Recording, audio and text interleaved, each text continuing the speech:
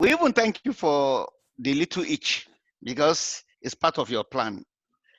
We thank you Yes. because you always show to us that we are not perfect and we simply need to rely upon you. Mhm.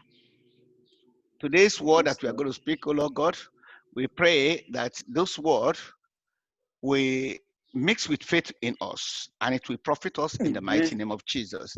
Father, every Amen. single person here, let them be blessed in the mighty name of Jesus. I lift you up, O Lord God, in Jesus' mighty name I have prayed. Amen. Amen. Amen. Amen. Everybody is muted. Okay. Amen. Yeah, right. Okay, I just want to make sure that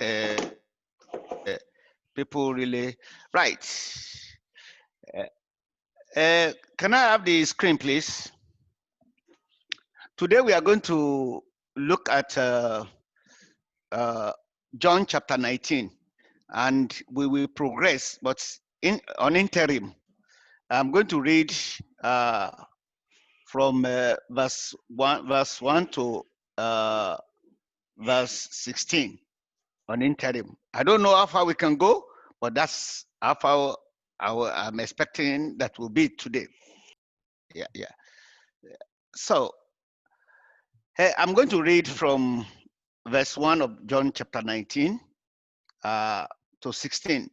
So then Pilate uh, had Jesus flogged with a lead tipped whip. The soldier wove a crown of thorn and put it on his head, and they put a purple robe on him. Hail, King of the Jews, they mocked as they slapped him across the face. Pilate went outside again and said to the people, I am going to bring him out to you now, but understand clearly that I find him not guilty. Then Jesus came out wearing the crown of thorn and the purple robe. And Pilate said, Look, here is the man. When they saw him, the leading priest and temple guard began shouting, Crucify him, crucify him. Take him yourself and crucify him, Pilate said. I find him not guilty. Verse 7.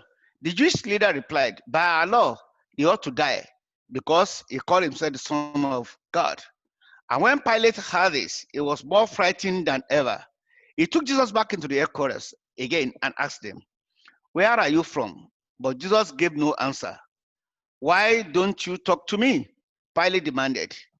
Don't you realize that I have the power to release you or crucify you?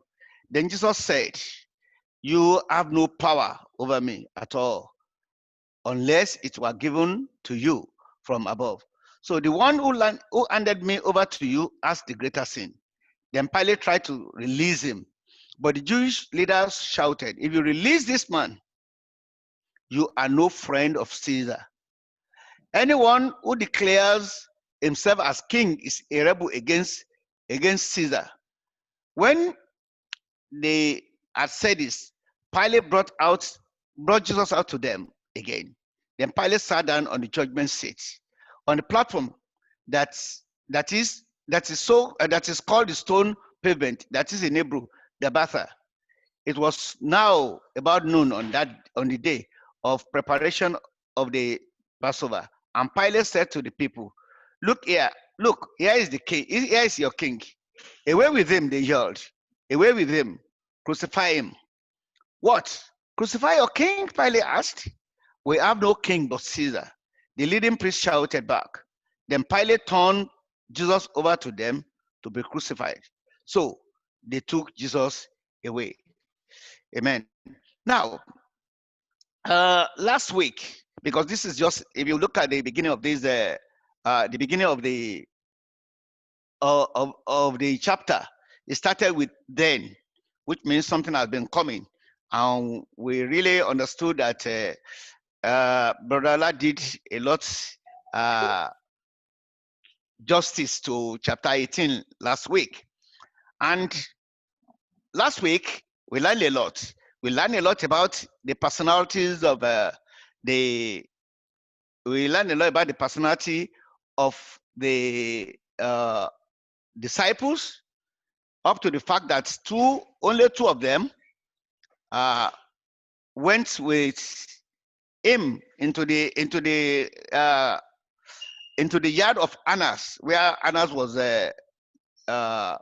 giving the judgment, or the judgment before he went to Caiaphas. We learned about the religious leaders as well. We saw what they were doing. We understood what they did, and about Pilate himself.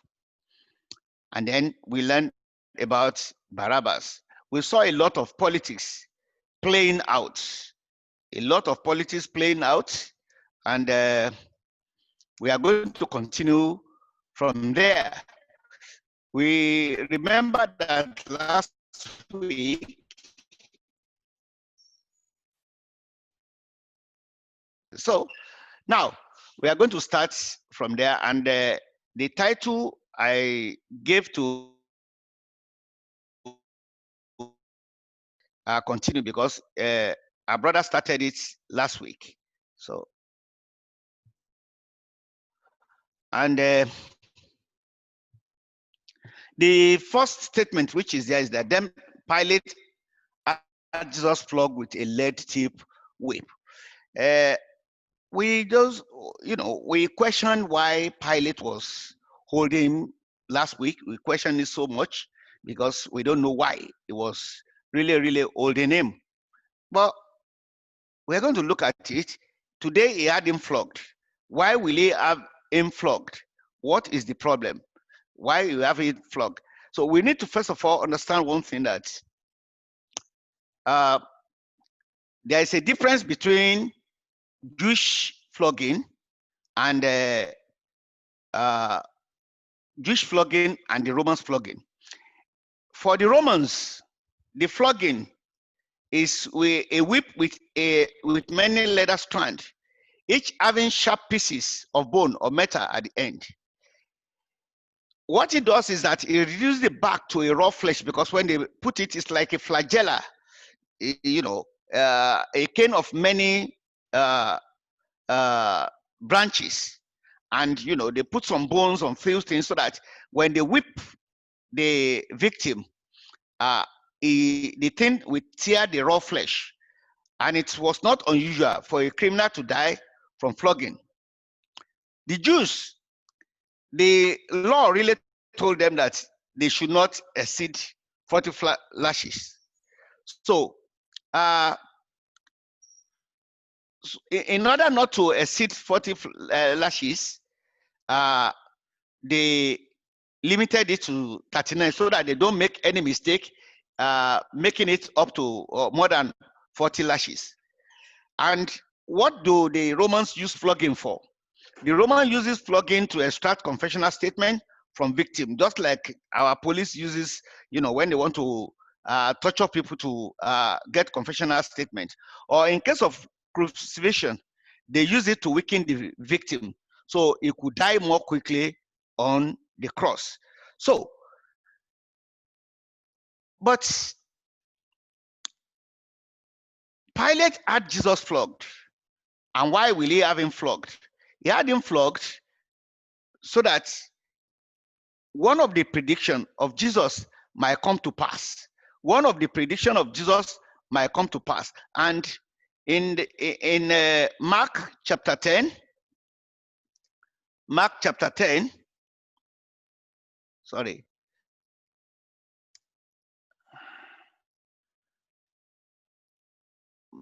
Okay, sorry. Is it there?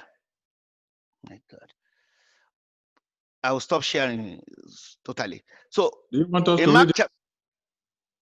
What? Do you want me to read Mark chapter 10? Mark chapter 10, 33 to 34, please. Okay, Mark 10, 33.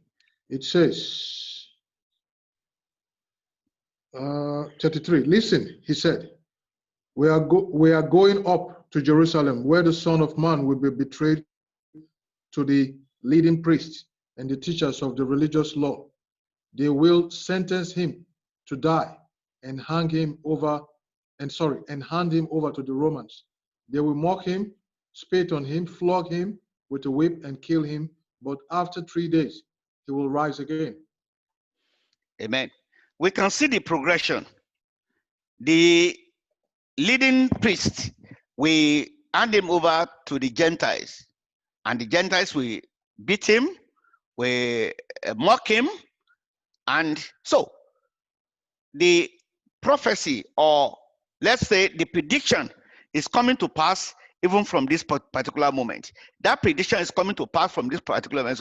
So he was asked to be flogged straight away by Pilate for no reason, just to satisfy the priest. That was why he decided to do that, to satisfy the people who brought him. And when he did that, he was only fulfilling what Jesus has predicted. And in that wise, I will want to us to know that about Jewish flogging as well. We saw it. It was given to them in Deuteronomy 25. You can just write that down, 25 from 2 to 3. And then Paul was made a confession that he was beaten 5 times, in 2 Corinthians chapter 11 and verse 24. So we have seen what is flogging, and the reason why he needed to be flogged is just fulfilling the prediction which Jesus said.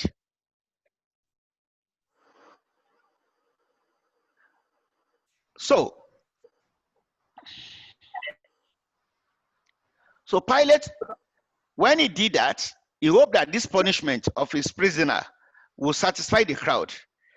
But I can tell you, it is an ill-judged hope that the minor punishment might satisfy the Jews, because that is not what they have come there for. They have come there so that he might be killed.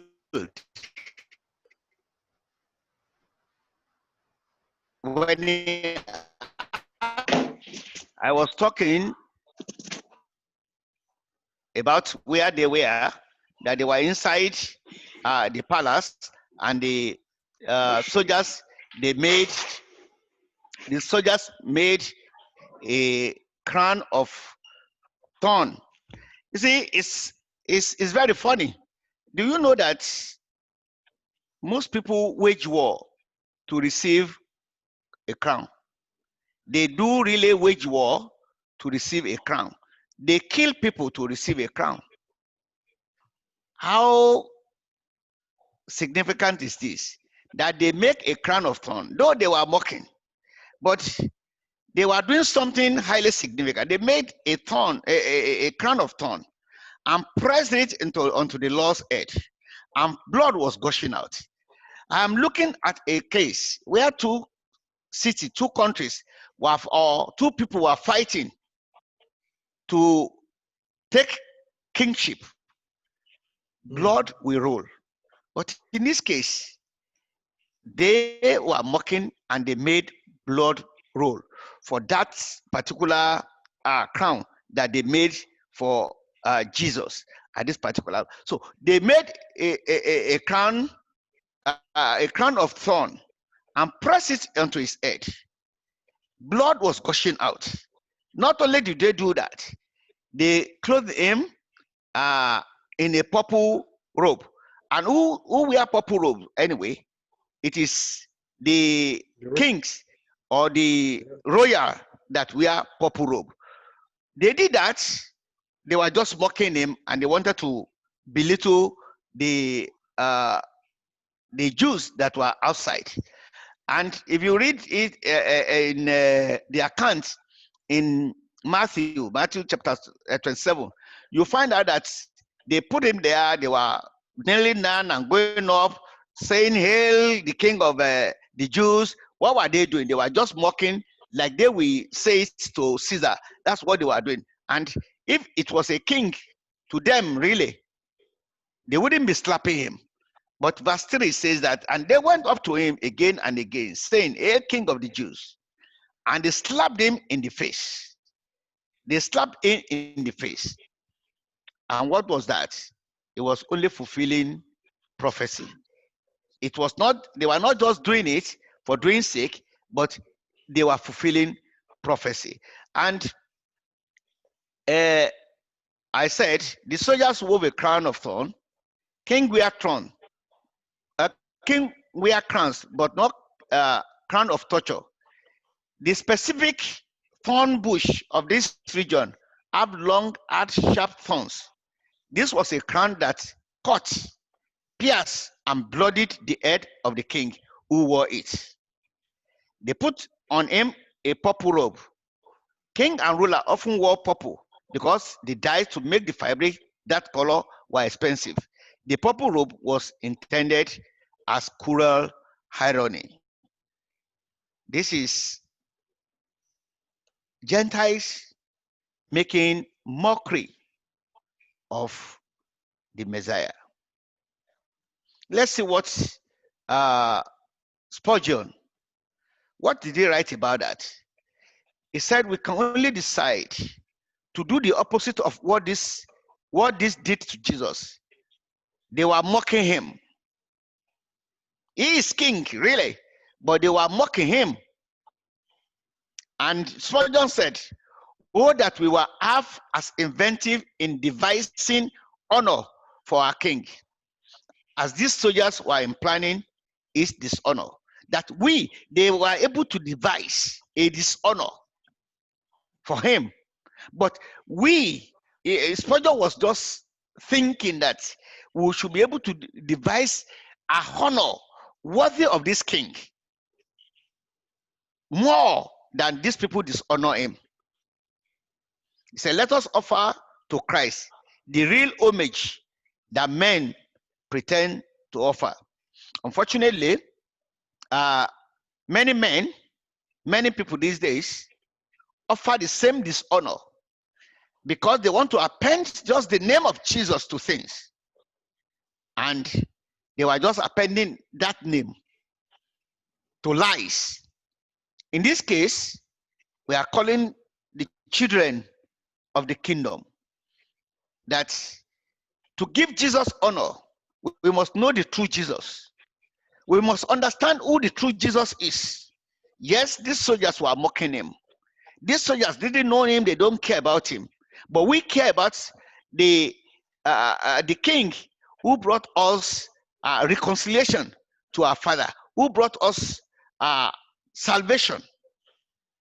Let us offer Christ the real homage, not the mock homage. In all our doings, in everything that we do, let us really offer him the homage that is truly due to him, much more than those people who pretend to offer him. We need to do that, and we must be able to do that at all the time. Yes. In verse 4, once more, Pilate came out and said to the Jews, and he said, look, I am bringing him out to you to let you know that I find no basis for a charge against him. Remember, he took him in without being beaten. He took him in without a crown of thorn, and he took him in without the garment. But he's bringing him out now bruised in an humiliating state, a pitiable and sorry sight. And he was going to tell them, look, he said, look, here is the man. I don't know, he was telling them, I cannot understand what you are talking about. This man, I've beaten him, I've made him a sorry sight. This cannot be harmful to the Rome. So it cannot be harmful to Rome. So he brought him out. He said, look, yeah, look at this person you have brought here. It's just an ordinary man. It's an ordinary man. It's not just anybody you call him. This is a person that we have flogged. This is a person that we have mocked. This is a person that we have put a crown of thorn upon his head. Look, here is the man. And I wrote here, I said, though both the crowd and Pilate cannot understand the divine purpose of his statement, Pilate spoke for God here, who invite all humanity to look. Here is the man, to see the man of men, the perfect man, the tested and approved ideal for all humanity. And above all, he needed to be seen as a man. After all, he called himself Son of Man. So that the purpose of God can come to pass on him. In Philippians chapter 2, he said that when they saw him as man, they stretched forth their hand upon him and crucified him. So he needed to be man. This is the purpose of God. He needed to be man. So when Pilate was saying, look, here is the man, he was talking for God here.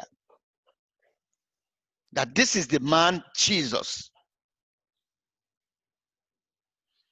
This is the Lamb of God who is going to take away the sin of the world. They need to see him as man. When they saw him as man, they were able to deal with him. If they saw the deity in him, they wouldn't stretch their hand upon him. They wouldn't do anything. They would just be worshiping him. But at this point, he needed to be seen as a man. And when they saw him as a man, they were able to do. Pilate was able to beat him. Though earlier Pilate has asked them, are you a king? He has asked them that. And he has answered him that his kingdom is not of this world. But he didn't look at it that way. And he took him in as an ordinary man. He flogged him. After flogging him, he saw that the man was just standing there. He didn't fight back. It was unlike most of all the other prisoners that they had. And yet he found no fault in him. He found no fault in him. And therefore, he brought him out. And he said, look, here is the man. And when he said, here is the man, like I said, he was speaking for God. Both crowd and Pilate cannot understand the divine purpose of his statement, because his statement is part of the redemptive work that Christ has come to do. And he said, bringing out to let you know that I have no basis for a charge against him. I have no basis for a charge against him.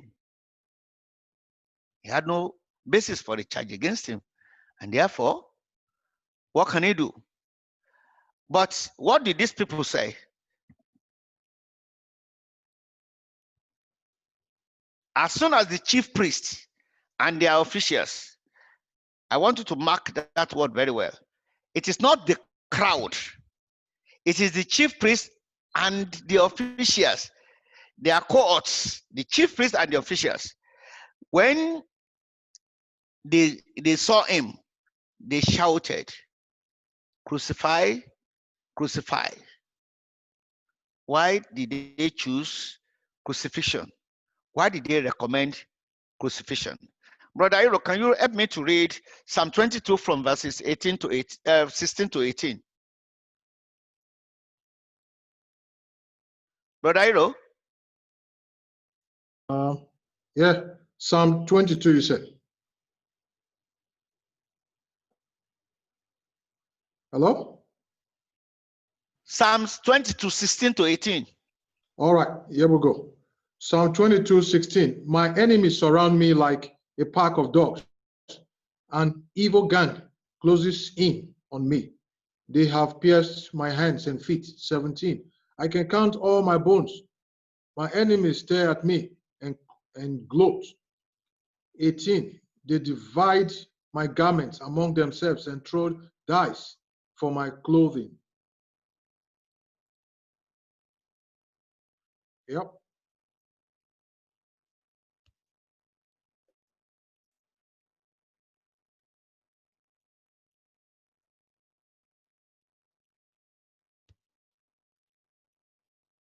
Hello?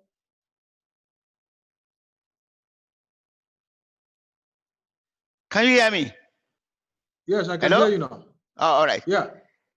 Okay. They have not even invented crucifixion at that time. When David was writing this, the Romans have not thought of what they call crucifixion. But at this time, David was writing it as a prophecy. And at the time when they were doing this, they were asking for crucifixion because these leaders have seen what crucifixion really meant, how agonizing that death was. So they chose the kind of death they wanted for him. They said, just crucify him. That's what they wanted. This was pure hatred. Hatred, man's hatred of God. And they were not, they thought they were hating God, but they were actually fulfilling the purpose of God.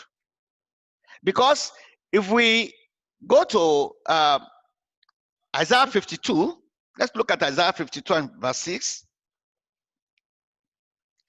Isaiah 52 and verse 6. Okay. Isaiah 52, verse 6, it says, Yeah. But I will reveal my name to my people, and they will come to know its power. Then, at last, they will recognize that I am the one who speaks to them. Oh, that's not what. 52:3, please. 3. Verse 52, verse 3. Hello? Brother, 52, verse 3, please. For this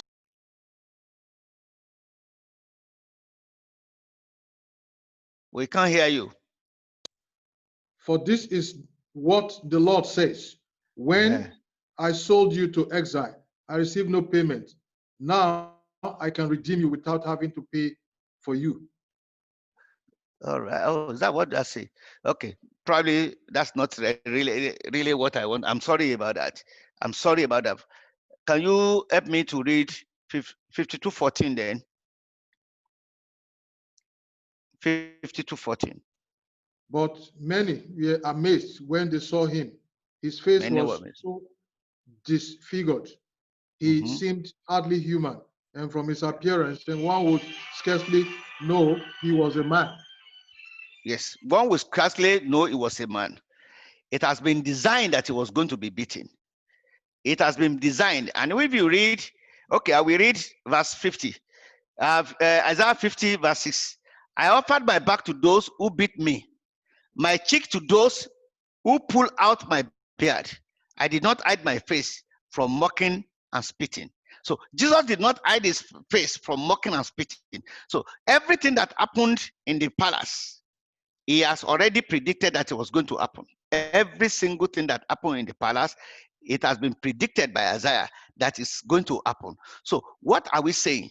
That when these people now said, crucify him, they were actually bringing out a cruel way of killing, of getting rid of their enemy. And Pilate went to them and told them, sorry, I'm crisscrossing between this thing here, the Bible here. So Pilate was able to tell them in verse 6 that you take him and crucify him. As for me, I find no basis for a charge against him. Pilate must have realized that the Sanhedrin could not execute the sentence. That kind of death, they cannot execute it. He realized it. So his apparent relegation of Jesus to them was an act of sarcasm that, okay, you go and kill him. You go and crucify him. I'm not going to, I found no basis to do that. I found no fault in him. Why do you want me to kill him? Why do you want me to crucify him? Last week, Brother Allah told us that he could save him. He could ask him to go. But politically, he could not ask him to go. He did not find a way of asking him to go. Though it is in his heart. He has said it more than 3 times now, that he has found no fault in him, that Jesus was innocent. He has found nothing against him. Yet they wanted him killed. Say, you take him and crucify him. As for me, I found no basis for a charge against him. The Jewish leader, I believe they must be counting upon their crowd, that when they say something, the crowd will back them up. The Jewish leader insisted, we have a law, and according to our law, according to our law, he must die. According to our law, he must die because he claimed to be Son of God. Really, he claimed to be Son of God because that is what he is. He claimed to be Son of God because that is what he is. So, the Jews also could kill him, but they cannot kill him the way they wanted him killed. You remember, they wanted to stone the woman in John chapter 8 to death, and actually they stoned Stephen to death. So, even if it is by their law and they found somebody guilty of death, they could stone him. And you remember, so many people, they have picked stone up to stone Jesus. So you will see that it is a deliberate, wicked way that they decided that he should be killed by crucifixion. Because the Bible says that curse be on him who hung on a tree. So they just wanted him to die by crucifixion. So they chose that kind of death. But they cannot do it by their own law, because in their law, there is no way where they can crucify anybody. But they now took him to Romans, who could kill by crucifixion. So when they insisted that he called himself the Son of God, yes, is he not the Son of God? He is the Son of God. I said in verse 7, I said it is certain that the Jews understood this in a very peculiar sense. When Christ called himself the Son of God, they understood it to imply positive equality to the supreme being. We remember in John chapter 10, and verses 31 to 33, when Jesus was saying that I and the Father we are the same thing. And I think that's an instance when they wanted to stone him. In verse 31, he said, I and the Father are one. Again, his Jewish opponent picked up stone to stone him, because at that particular point, the same thing that they have brought to Pilate was the same thing that he was being accused of there. They wanted to stone him, which means they could have killed him by stoning him. But they refused to do that. They chose to crucify him because of Psalm 22. Because of Psalm 22. So, verse 31 says, again, the Jewish opponent picked up stone to stone him. But Jesus said to them, I have shown you many good works from the Father. For which of these do you want to stone me? They answered, we are not stoning you for any of the good work you did. They are not stoning him for any of the miracles. But they replied, but for blasphemy, because you, a mere man, claiming to be God.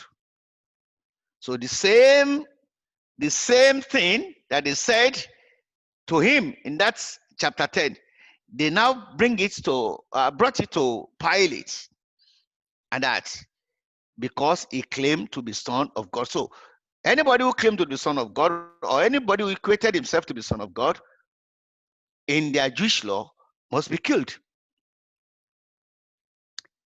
In verse 8, they actually put some fear into Pilate. And when they put some fear into Pilate, he took him in. He took him inside again. He was more afraid. Why was he afraid? He has already told him that his kingdom was not the kingdom of this world.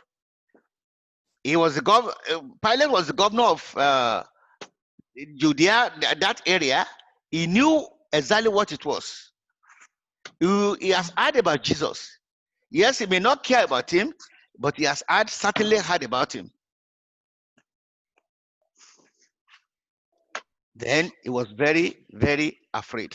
Let us look at why he was afraid. And he went back inside the palace. He said, "Where do you come from?" Because he knew that this must be something more than what he could hold by himself, what he could do by himself. Where did you come from? Where are you from? He has answered that question in John chapter 18 and verse 36, when he told them that his kingdom is not from this world. We know that Pilate, we can scarcely call him a religious man, but the news that his prisoner had made divine claim scared the governor. They have so many gods, in Rome, they have so many of them. And every Roman of that day knew of story of the gods or their offspring appearing in human guises. So he wanted to really find out, where are you from? What is this? Because he heard that he was the Son of God. So he was afraid. All these people, because they actually worship idol, and the idol they worship, they fear those idols as well. And the fear actually is like back home, when we have all these priests in their coven. You dare not go to a coven and address a priest anyhow. You dare not do that. So we are all human. They are human as well. They know that you can't just do this. So he was afraid, very, very afraid.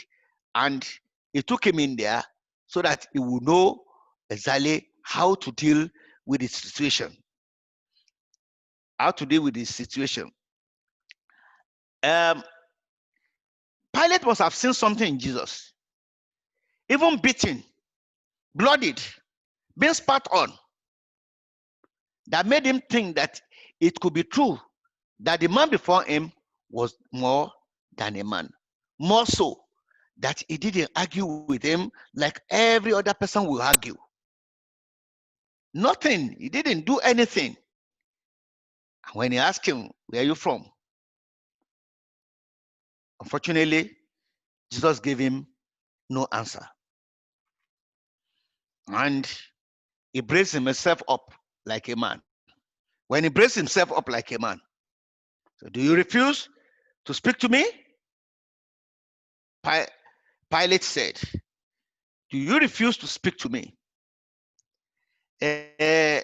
I believe he was making bold face just to make him speak. That you refuse to speak to me. Pilate couldn't believe that Jesus would not speak to defend himself. He couldn't believe that Jesus would not beg for his life, as many others had done. Pilate couldn't believe that Jesus was not awed or intimidated by the representation of Rome, who judged him. That is the Almighty, the Almighty Rome. He couldn't believe it. And he didn't understand that in this case, Jesus was still fulfilling some prophecy. Isaiah 53 verse 7. And that Isaiah 53 verse 7 as well. Let me just quickly open it. It said he was like a sheep just a minute. He was oppressed and afflicted, yet he did not open his mouth. He was led like a lamb to the slaughter, and as a sheep before his shearer is silent, so he did not open his mouth. When he did not open his mouth, he further threatened him. What he threatened him in still in that verse 9, excuse me, he further threatened him. Say, do you know that I have power? Sorry. Don't you realize I have power either to free you or to crucify you? That is something else. Either to free him or to crucify him. Pilate felt that he held the power position, and he was surprised that Jesus didn't see that he had the power. He was so surprised that Jesus didn't see that he had the power to do that. Actually, Pilate thought that he has power. Thought he had power. But what he had was not power at all. Was no power to do anything right. It was no power to do the right thing.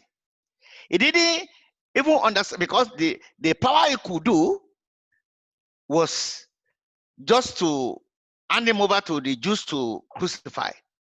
But why will that be? Or, yes, I was saying, what kind of power had Pilate? Pilate had the power to do wrong, to do harm.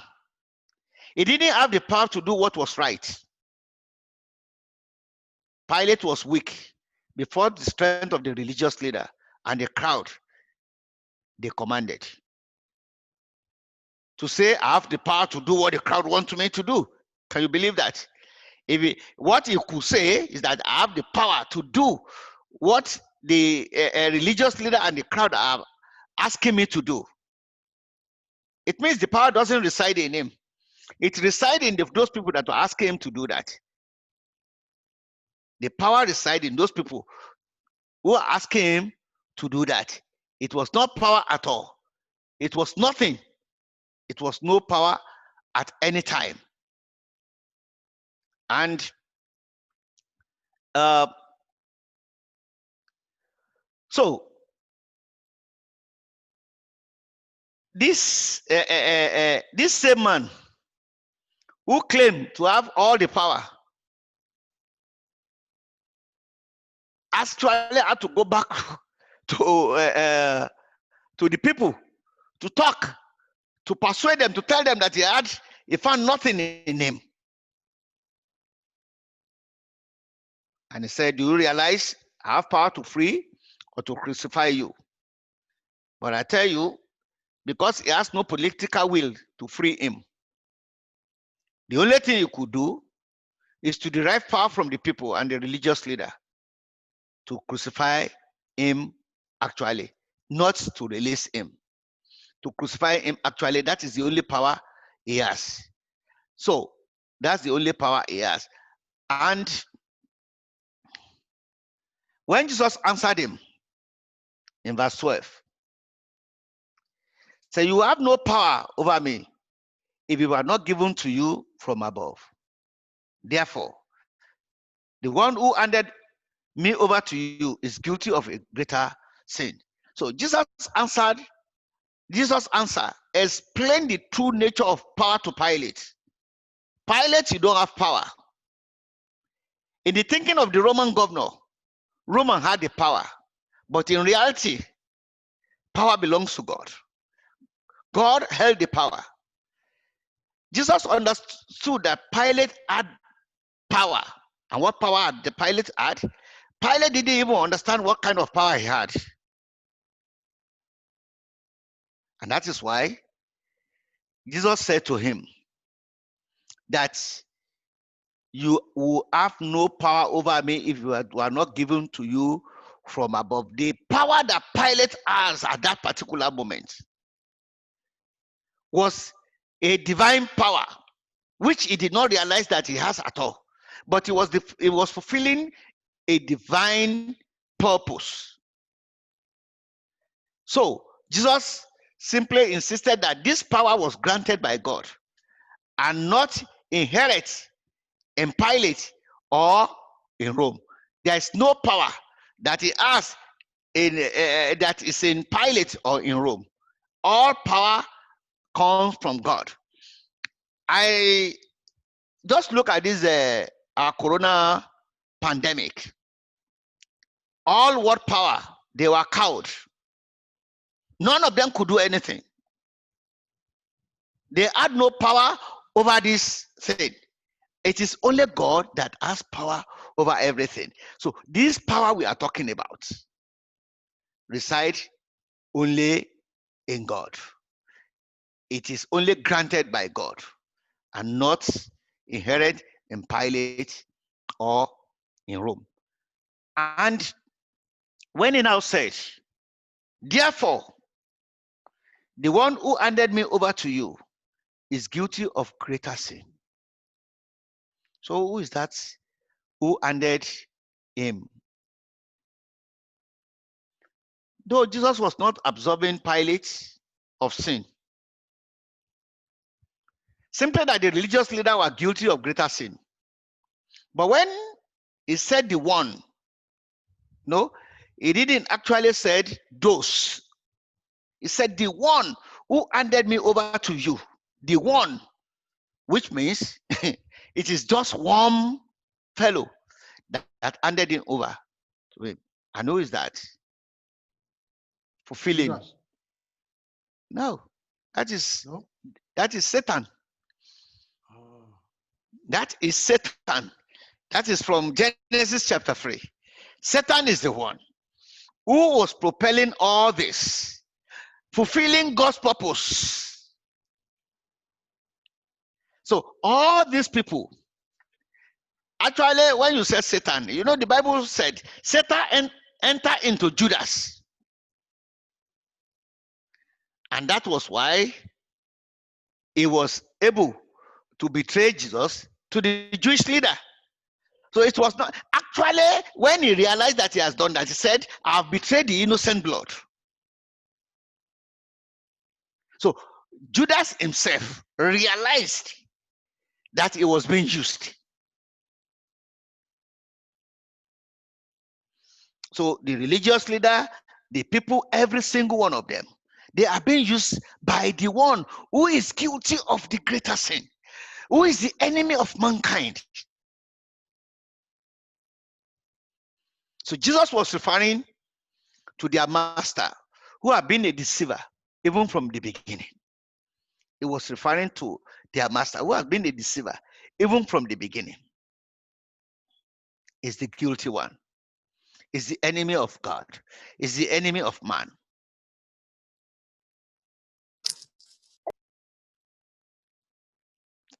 So, is the one that is guilty of a greater sin. What did we see? Verse 12. From then on, Pilate tried to set Jesus free. This is about the 5th time he wanted to set Jesus free. Let us look at this man who claimed in verse 10 that, don't you realize that I have power to set you free? He was now looking for a way to set him free. If he has the power, all he could have said is that go freely, I set you free. But he doesn't have that power. He can only derive his power from those crowd. But the Jewish leader kept shouting, if you let this man go, you are no friend of Caesar. So what could they do? They can only blackmail him. They have seen that it was set to release him. So, they started bringing it one by one. And now this one was they nailed, they finally that nailed the coven for him. So if you let this man go, you are not a friend of Caesar. So what does it mean by a friend of Caesar? I remember some time ago when this man, the chief of staff of Buhari died, and one commissioner in Kano State was very happy because of that, and show his happiness on Facebook. His boss, the governor of Kano State, removed him. So Pilate was on his position as the governor due to an appointment by Caesar. And he must be seen to be pleasing Caesar.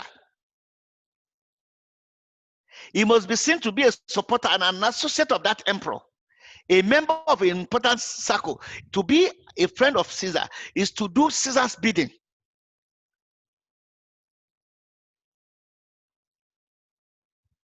Though he wasn't a friend of Caesar.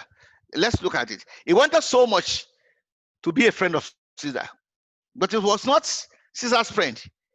He barely knew Caesar. It just was an appointment. And what was even more significant, Caesar was not his friend at all. Politically, if you know about that, you will see a person like Pilate will be like if you have 3 types of tea, and until you put that tea inside hot water, you cannot know the flavor. If they didn't put, you have 3 types of tea and they didn't put label on them. Until you insert that tea bag inside hot water, you cannot know what kind of tea it is. So also, we now know what kind of person this Pilate is. Pilate wants to keep his political power by all means. He wanted to keep his political power by all means. And we can see this that is playing out here. From then on, verse 12, Pilate tried to set Jesus free. But the Jewish leader kept shouting, if you let this man go, you are no friend of Caesar. Anyone who claimed to be a king opposes Caesar. Excuse me, what happened to Barabbas? Barabbas was charged for insurrection. And this same thing that they were saying was what happened in AD 70 when Rome flattened Jerusalem. The same insurrection, which they are now accused because they wanted to accuse, because they said he was a son of God. That doesn't move Caesar. The only thing that can move Caesar is that he claimed to be a king. And you remember, Pilate has played into their hand by calling Jesus the king of the Jews. That, okay, there is another king now. You are saying there is a king. You are recognizing another king other than the emperor. That's exactly what they are telling him. If you are a friend of Caesar, you cannot recognize another king. If you recognize another king, then you are not a friend of Caesar. So anyone who claimed to be a king opposes Caesar. That was the final day. 13. When Pilate heard this, he brought Jesus out. All the while he has been playing games. All he needed to do is to sit on the seat of authority to judge. He has used every method in his book to release Jesus, though he doesn't have the political will to do that. Even if he has the political will, he has to fulfill a divine mandate. And that divine mandate is that Christ ought to suffer. Christ ought to suffer. And that was the good news he gave to his friend when they were going on the way to Emmaus, that scattered in the scripture. Don't you realize that Christ must suffer? It was only playing to the Galilee, or it was actually doing the bidding of God in doing this. So he now realized that he must judge. They have been playing that game since early in the morning, and this is about noon time. He brought Jesus out and sat down on judge's seat. He was not sitting down before. He was going in and out of the palace, but now he sat. He has made up his mind that he was going to judge. At this time, he sat down there, and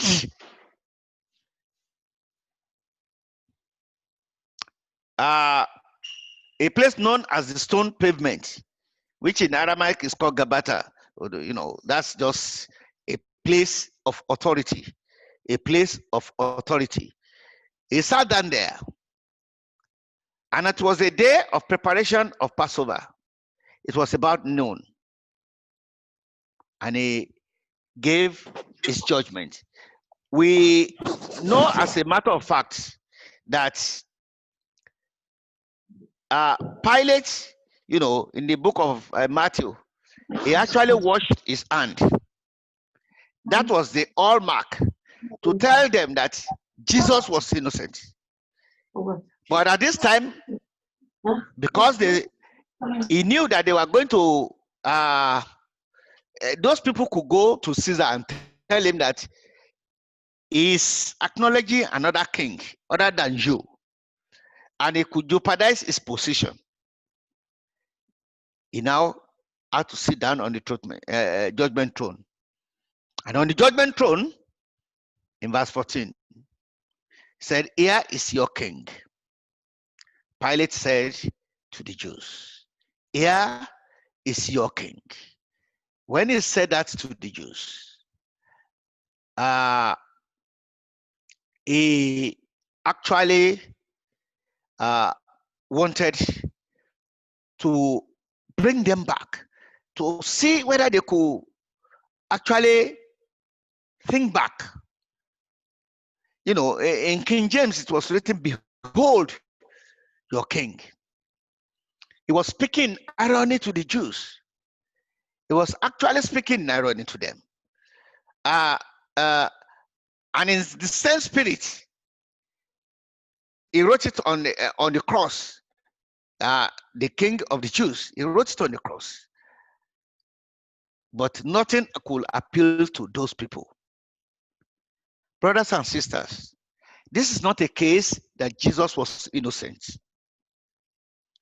This is not a case that Jesus was innocent.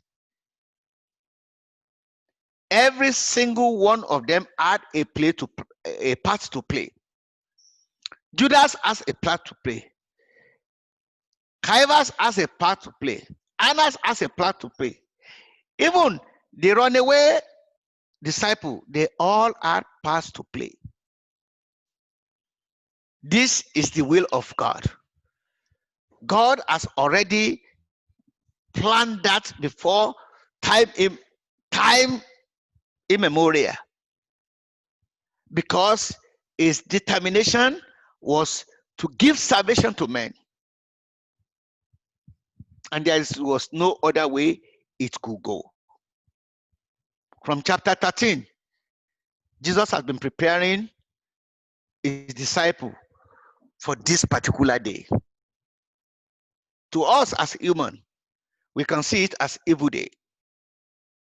To us, we look at it as something as if it's not good. To us, we have seen Jesus as innocent. The same thing to Pilate. He saw him as innocent. But how did God see him? How did God see him? Isaiah 53 said it all. The way God saw him. The way his friend felt about him. They saw him as a man of sorrow.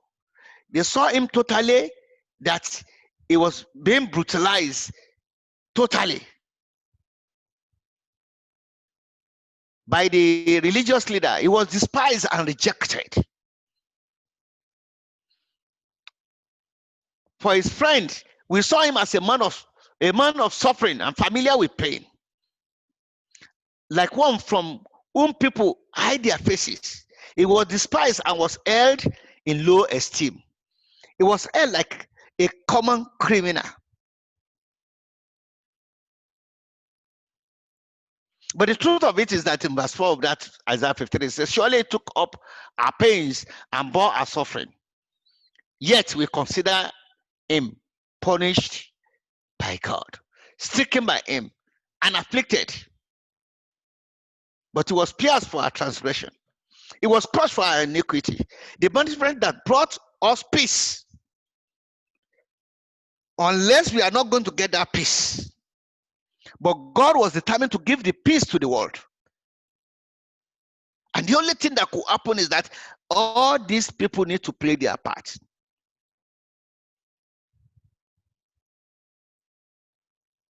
Though Jesus did not absolve any of them from sin, as many of them that could repent, yes, they will be forgiven.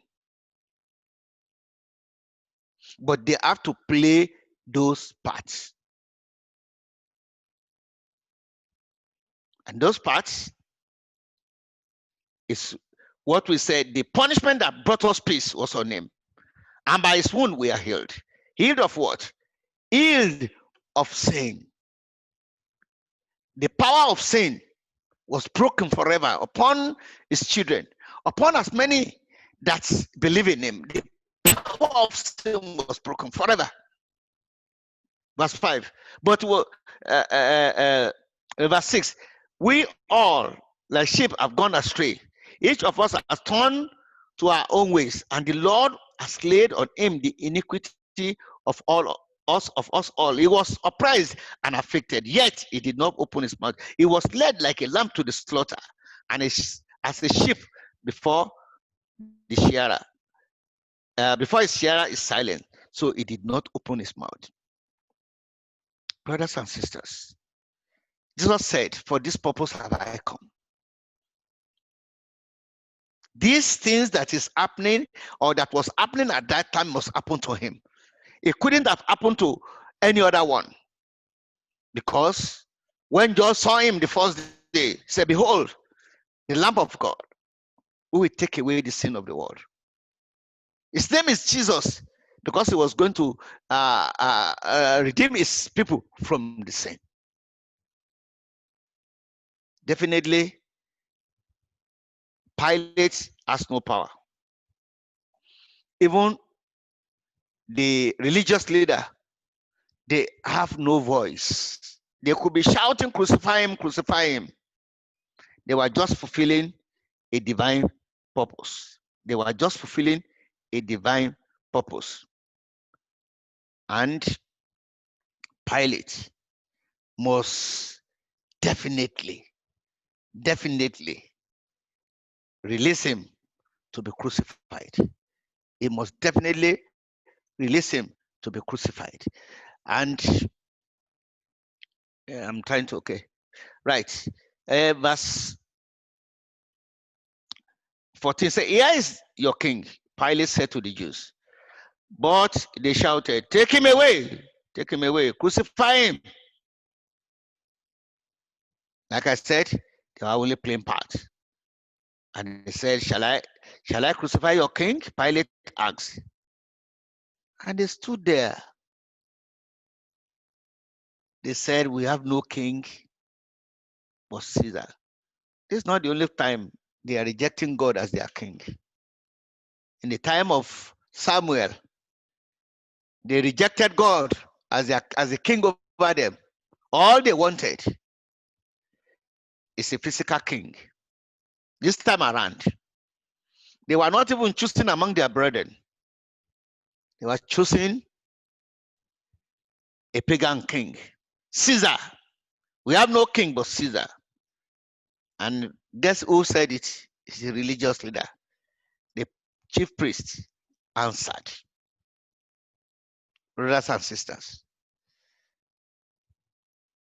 yes, we are able to talk about it here today, that God delivered him up to sinner to be killed, because Jesus has said that no one has the power to do that. No one, you have no power over me unless it were given to you from above. So everything that happened was according to God's predeterminate plan.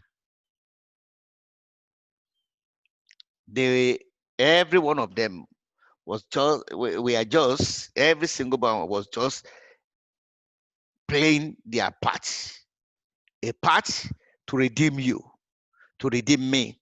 His blood must be shed, because without the shedding of blood, there's no remission of sin. That's what they say. And he has used that blood, shed it once and for all.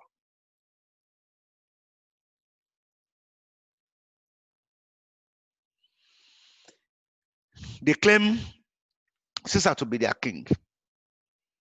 And Pilate asked no other thing. And Pilate turned Jesus over to them to be crucified. So they took Jesus away. Question: what will happen in heaven? Will the host of heaven be happy? When he was born, the host of heaven appeared to the to the shepherd. But this is a time when to us human beings it was unjustly being judged. The blood of a sinless man for us, so that our sin might be cleansed. What will be happening in the host with the heavenly host? This is the plan of God. We may not be happy. Nobody may be happy. But this is what brought us peace. This is exactly what brought us peace. It's nothing else. It is the thing that brought us peace. At this point, just going back to what we did, we have seen why it was flogged. Jesus himself mentioned that it was going to, he predicted that was going to happen. A crown of thorn. People in this world fight for thorns, fight for crowns. They kill so many blood were shed for kingdom. But this king was given a crown of thorn pressed into his head, blood gushing out through it. He was given a robe, though those people thought that they were mocking him. But that is our king. If you know that he has gone through this for you, if you know that he has gone through this for me, we need to give him more honor. Better than, I mean, it must not be in the same magnitude, better than the magnitude of the dishonor that the soldiers had for him. Better, bigger than that. That's what we must do. Pilate had no power. The religious leader had no voice. The crowd had no voice. They were guilty of sin. But the one that is guilty, more guilty than they are, is the one that handed him over to be crucified. I can tell you today, they rejected him as their king. They took Caesar as their king. And that Caesar came back AD 70 to destroy everything that they had. From that time, even their temple has been crushed since that time. But for us, this was what brought us peace. This was what brought us peace. But it's all according to the predeterminate plan of God. Thank you so much. Questions? Wow, this John is getting deeper. In fact, I began to get emotional about it. That all this just to come with the salvation plan for us, unbelievable. And you know, it's easy for someone to write a play today, but you know, try to imagine, how can you sit down to orchestrate this play with these many actors over many different years, if not for the wisdom of God? Thank you so much, sir, for breaking this down to us. Thank God. I think this John, I wish this John, they should just add more chapters to it for us to continue. We are getting to the end, but it's getting sweeter as it goes. Yeah. Glory be to God. I was shouting hallelujah in the background. All right. Thank you. Thank you, sir. We have questions, comments. Sister Francisca? Yes, sir. Looking at, thank you so much, sir, for this teaching. Looking at what Jesus said in verse 11. Yep. So the one who handed me over to you has the greater sin. Yes. Can't we say that it might be Judas Iscariot because he was the one who betrayed Jesus and was able to reveal who Jesus was amongst the disciples? You can say that, but you will remember that the Bible says that, and immediately Satan entered him. Judas Iscariot was not that way before. He was a thief, yes. But Satan entered him.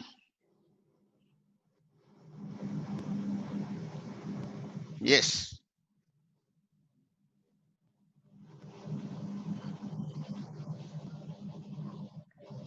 Sister Mabel, I will thank God. Mommy Taiwo, I have questions.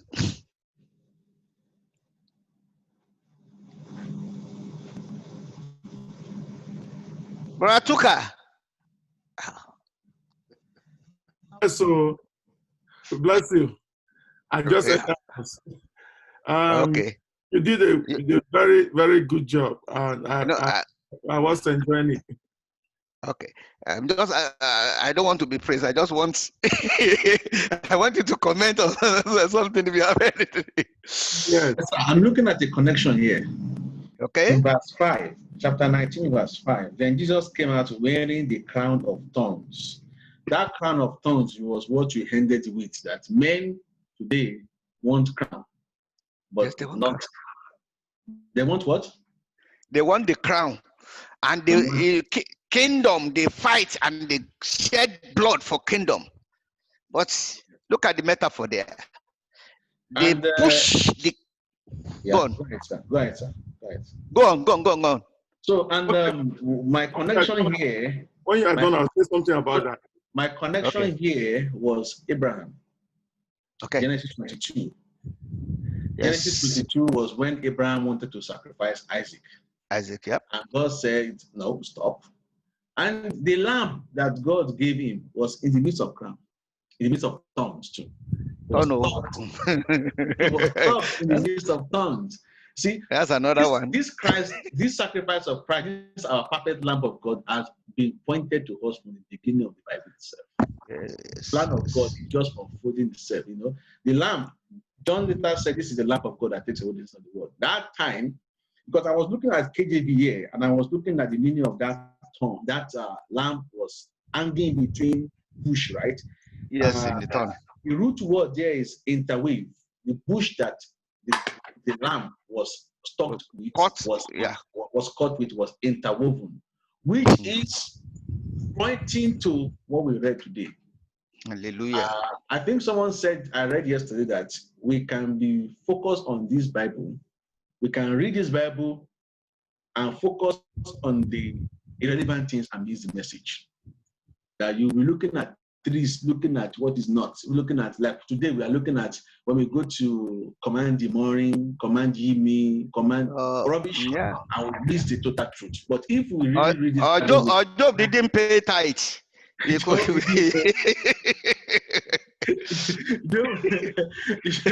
was why Job's blessing was not secured. I think if our eyes is looking for Christ, there's no way anyone will miss the gospel. Yeah.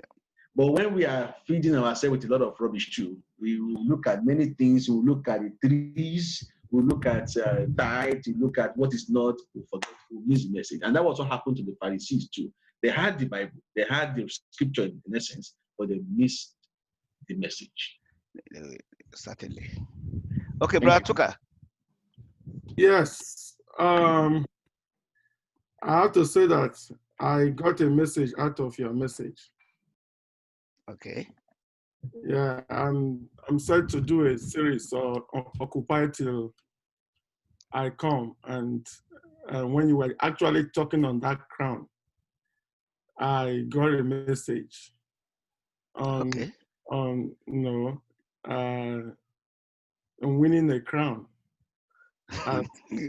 as one of the way we could occupy till he comes. But you said something profound. I've not heard it that way before.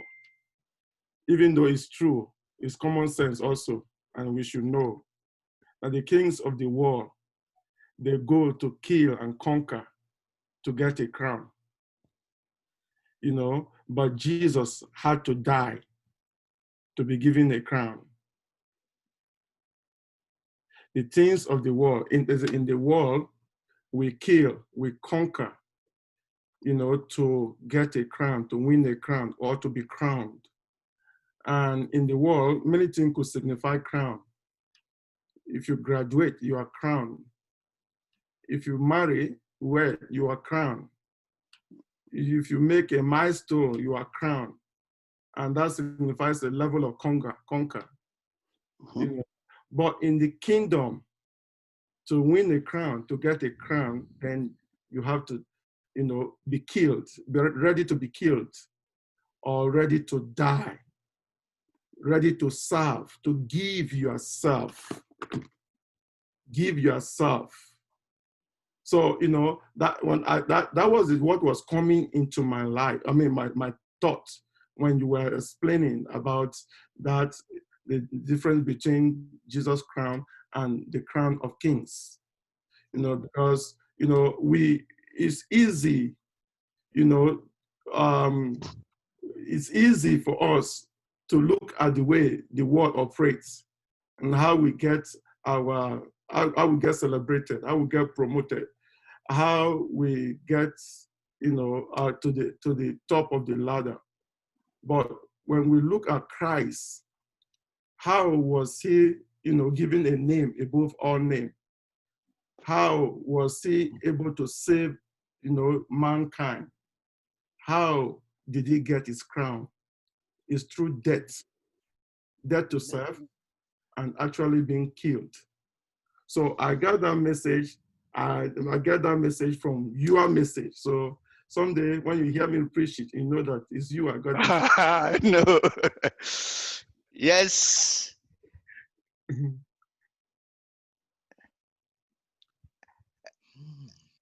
Brother Iro, you're not talking. It's a lot. It's a lot. Okay. Hello, sir. Aha, Momitayo, yes.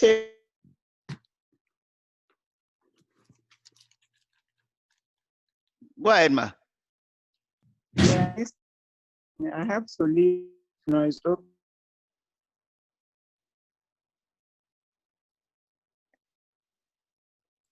Hello. Okay. She's not. Okay, you can go on. Yeah, mine was more of a minor. It was not the major thing. You cleared it already for me. Everything was just clear. Okay. It was just minor by the roadside talk. And that was in 13, Gabata. You know, I was thinking, why? Just, He went on his judgment seat, just to double and six. he couldn't pronounce the thing from where he was, and he has to go on the judgment seat. And I was thinking, maybe that is where most of our pastors get this idea of, I have to, if I pronounce something, if I speak from the pulpit, it will come to pass. Or if I, you know, sometimes those. We don't know where those people get. We don't know where they got their own. Just leave them and let them be. If we don't know where they got their own. Yeah. Okay. The teaching was clear and very, very profound. Very, very profound. I have never seen Christ revealed this way, or the death, the crucifixion, right from that 18 that we read before, John 18, coming now to 19. I have never seen it so, seeing Christ redeeming us, you know, in this way. I've always seen it from, yeah, he paid the price, okay, he was taken there and he died. But to go through all this detail, just like what Brother Charles said, to see all this, every bit of, it's like, how can you put the actors together? You know, to see, when you begin to look at it line by line like this, it is unbelievable. I'm very sure it's when I go through it again, one more or two more times, that is when, you know, my note will be more complete. Thank you so much, brother. Hello, sir. Yes, ma'am. My take home is on verse 10. Okay. About power. That power belongs to fulfill. That is, you told us, you said that power belongs to God. It's not Pilate's power. It's only God that has power. I take something from there, which is very fulfilling, which is very divine, fulfilling divine purpose. You say, and you mentioned that Jesus did not know himself that he has that power. No, Pilate. Only God has that power at that moment. Oh, Pilate. Pilate, Jesus was saying to Pilate. No, Jesus was saying to Pilate had the power to release him or to do whatever, but the power was not his, it was given from above. That power was, then did he you was say just Jesus did he not was know? A player. Did Jesus know about that power? Oh, that Jesus told him. That's what Jesus said. He said, you have no power over me. Yeah, that's right. Yes. He told him that. Yes. So he knew. You He have was no telling power him over that. me. Yes. So he was telling The him power straight away belongs to that. God. Yes, it's from God, from above, from it's nowhere. From the above.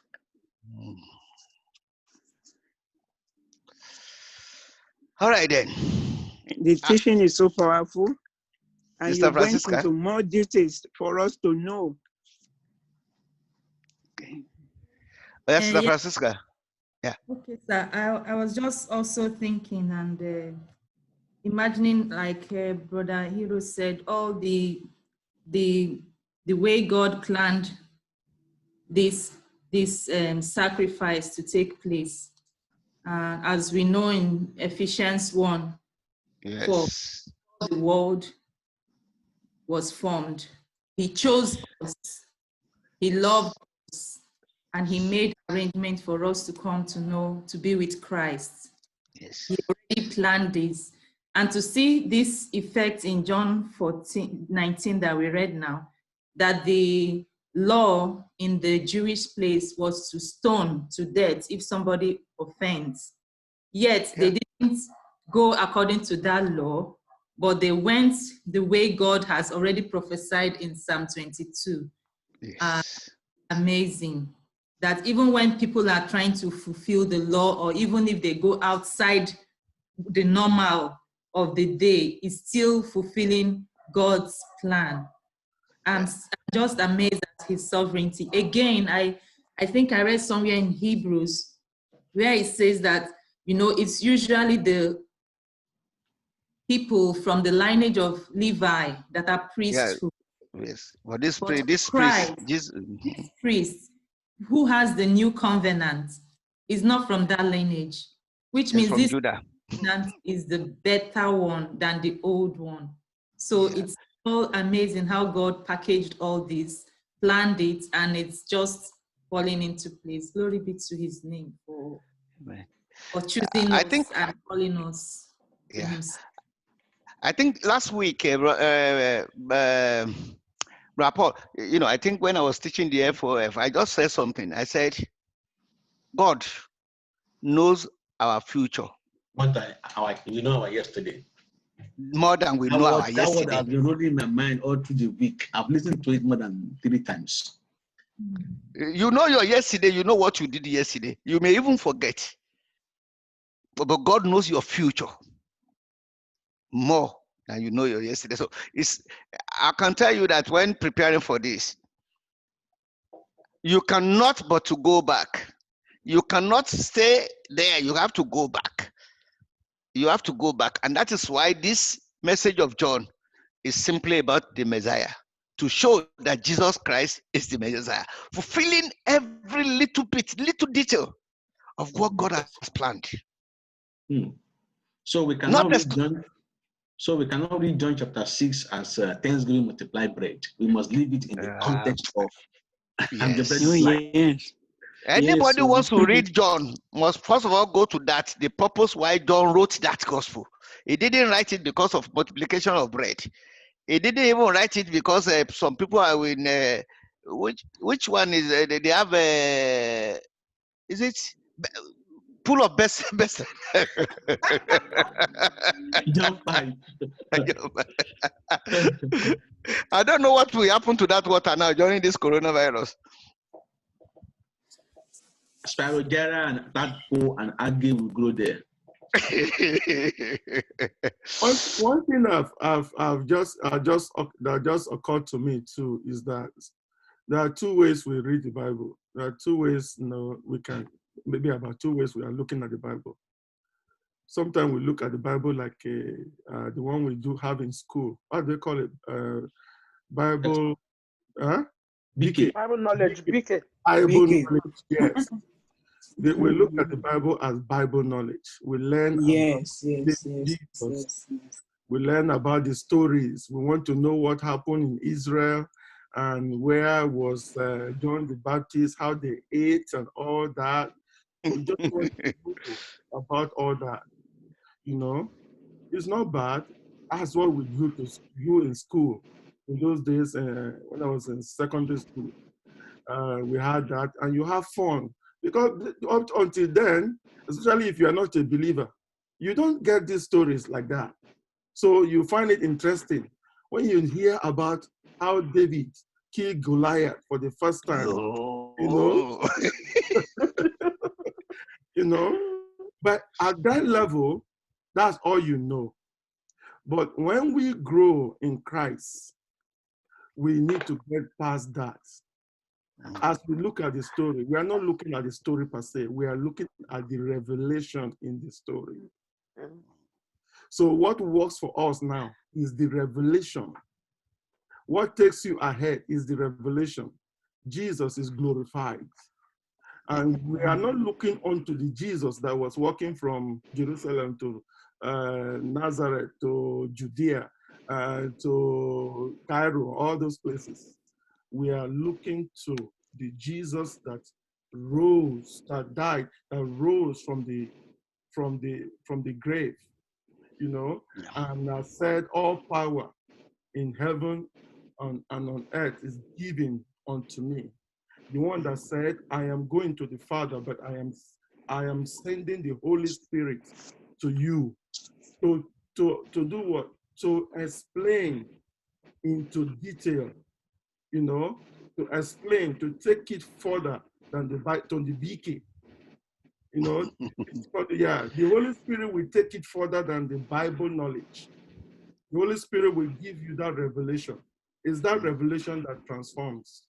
It's that revelation that makes you want to cry. It's that revelation that pushes you to want to change yourself. Or is that also revelation that make you look like you are going crazy, you are telling everybody about Christ? and that revelation, I think it has something to do with our first love. Yes. That wedding, that honeymoon fire. Honeymoon fire comes as a result of that revelation. So when we read the scripture, when we go into this scripture, beyond the decay, let's look for that honeymoon. What is it that caught your attention? What is it that draw you to Christ? What is it that give you joy when you first come to faith? What is it that make you abandon everything you had before and say you want to be a Christian? It was a revelation. And when we get that, every time we read the Bible, we are getting closer and closer to who or where God is taking us. Amen. All right, that revelation is not something ambiguous, because when we leave it as that revelation, then you put people angry because they'll be like, I'm reading, I'm not getting revelation. It's not something ambiguous. No. It's simple. There are two ways to read Bible: for instructive purpose or redemptive purpose. The instructive purpose was one they taught us at Sunday school or BK, which is not bad because Excuse me, sir. Have you finished? It's for me talking to us. No. Yes, sir. Okay, go ahead, man. Please, sir. How did he suffer under Pontius Pilate? I was listening to you, but something I didn't get it very well. You were saying that there's a type of punishment. The punishment of the Jewish people is different to the punishment of the Romans. That maybe the Romans tied it with there's a cane with a thorn on it that they used to beat it. How did this suffer? I don't really get it. Please, would you explain to me? Okay, Brother Paul, you want to explain or you want me to go? All right. No, you go, sir. Okay. You see, what I just said in the first slide I brought out was to tell you about the way the Jewish flog and the way the Roman flog. Yes. You see, I was saying that the cane that the Romans use is like a flagella, it has several branches, and in each of those branches is like, how do I put it? You look at something, it has a lot of Koboko, yeah. yeah, but koboko with several, not 2 branches, so like 30, 40 branches. Yeah. So in front of that, each of those flagella, they put bones and things there. So when they whip the person on the back, that's what I was that's what I was talking about in Isaiah 50. Yeah. And they pull it back. When they pull it back, it will tear the back. It will tear the back. But you see, in the Jewish one, they could beat with rod, they could beat with anything, but God told them in Deuteronomy chapter 25, verses 2 to 3, that it must not exceed 40. And the Jews, they must follow that law to the letter. So they'll give 39. So they give 39 in case you miscount it, so that it will not exceed 40. It's a sister, so that it will not exceed. Thank you very much. There you go. There you go. Okay, good. Yes. Good. Okay. Okay. Wow. There you go. And on each of those things, there is bone. Something like. So when they whip it, and it will enter into the back. And then they pull it so that it tears the back. Okay. Wow. So that's when they said, wow. by stripe, that's stripe. That's right. So we are healed of many sins, not healed of coronavirus.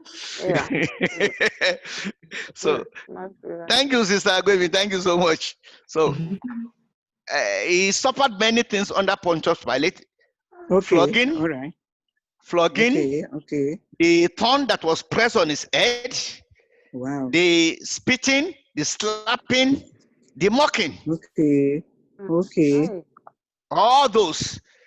I mean, if any one of us here, if they mock any one of us here, you see a different person. Yes. Not talking of now slapping the person. No matter how jovial the person may be, you have one slap, wham, you change his face. So he Yes. suffers so many things under Pontius Pilate. Okay. Okay. I get it. Okay. Thank you, sir. Thank you. Took all this because of us. Yes. And there are many more things we cannot even fully understand what he really suffered. For him to bear upon himself the sin of the whole world, we cannot. For him to leave his glory above. Yeah. Wow. That's just imagine. For him to leave his glory above and then come to this world. Okay. I was going to ask another. Okay. Living his glory above. He is a Living? God. Yes. Yeah. And he did not count it robbery to claim equality with God. We cannot fully understand what he has done. No. We can just believe the one we know. That's and it. That sacrifice. That's the way God wants it. Wow. It's a mystery. Seeing that Koboko alone, it struck a chord in my brain. with tongues. Not only Koboko. There is no way I would take 2 of that and not deny. Still retain his strength. But a man cannot do one day and retain his strength. So they will make the lion hungry, and they will make Christians hungry. They will send them and their children, and you will see parents trying to. The lion want to take their child from them, their children from them, and they are trying to rescue them. They will set in a stadium, put the lion there, put Christians there. Yet they did not deny Christ. Yeah. And how about this one? The more they do that, the stronger the faith was. Because that's how Christianity spread. The more they killed them, the more the faith was getting stronger. You know what Satan did? He joined the church. He joined, that's it. When he couldn't... He joined the church for 300 years. For 300 years, there was relative peace. You know what happened? Yes. Money entered church. That was when they became political. Yeah. They began to become. So he now fulfilled the words of Paul. Paul said, when I do, some men among your means will rise up like ravenous wolves, distorting the truth in order to create a large following. So Satan weakened the church from within. That was the introduction of political church, structural church. That was dangerous than lion. So the church became a religious organization. So